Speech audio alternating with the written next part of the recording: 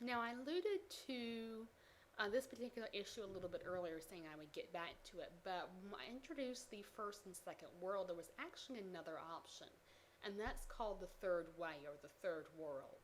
The third world is the path chosen most frequently by decolonized nations as a way of avoiding the conflict of the Cold War.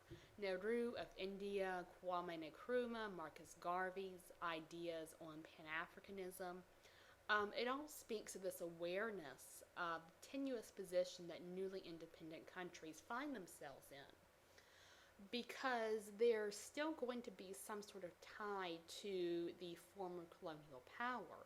The colonial power is going to want to do its absolute best to retain some sort of influence even as they grant independence. And for many nations, independence from European nations is a hard one. The future is incredibly difficult because you're looking at nations that were created under Western ideas, under Western borders, under Western infrastructure, education. Everything was done with the West in mind.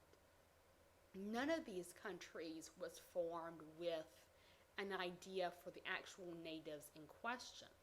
And so these newly independent countries are really facing a major struggle in what exactly is their nation? Who are they as a people? Who are these different tribes that they've never really integrated with as unified people?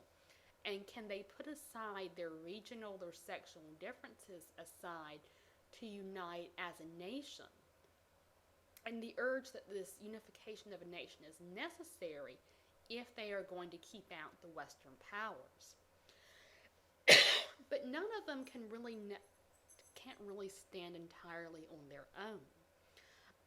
Loans from other countries are not uncommon, and the policy of intervention means that no government is entirely immune from dealing with the United States or the Soviet Union. And it's this long policy of intervention which is giving birth to the Islamist movement in the Middle East, this desire to push out Western influence of Britain, of France, of the United States, of the Soviet Union, trying to reclaim that for their own selves. And particularly a lot of the Islamist movement and some of Arab nationalism, these are two different distinctions. I don't want you to get them confused, but they can be related. Also relates into the Palestinian crisis, the creation of the nation of Israel, a national homeland for the Jews, which was seen as a major contributing factor towards their long-term genocide, the Holocaust, because they never had a nation state which really stood up for their own interests on the international scale. So Israel is probably, yes, definitely their historical homeland, that issue of Zionism, and yet the Jews have not been in residence. Israel as an individual state has to be carved out of other Arab nations. And there is enormous resentment by Arab nations the fact that they are going to be losing land, their own historic territory. And this is a situation which is still very much playing out to this day. And this intervention is not generally always friendly.